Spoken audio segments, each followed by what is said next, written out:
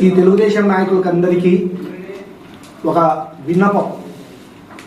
ఇట్లాంటి ఈ చౌకబారు మాటలు మానుకొని ఈ ప్రొద్దుటూరుకు సంబంధించిన 300 కోట్లు రద్దయింది. డబ్బులు జగన్మోహన్ రెడ్డి గ్రాంట్ ద్వారా ఈ ప్రొద్దుటూరు పట్టణానికి ఎక్స్ఎమ్మెల్యే రాచమల్లు ప్రసాద్ రెడ్డి మా అవినాష్ అన్న ద్వారా ఈ ప్రొద్దుటూరు పట్టణానికి 300 కోట్లు అంటే 500 కోట్లు వచ్చింది. 300 కోట్ల వర్కులు రద్దయినాయి. అవి తెచ్చే కార్యక్రమం చూడండి. ఏం రామ్ జెత్మలాని గారు కోర్టుకు పోయా, చంద్రబాబు నాయుడు కాళ్ళు కడుపులు పట్టుకునే, అట్లనే మన మార్కెట్ 30 కోట్లు లేదన్నారు, నిలబడిపోతా ఉంది. దాంట్లో గురించి ఆలోచన చేయండి, దాంట్లో గురించి పోండి సీఎం దగ్గరికి.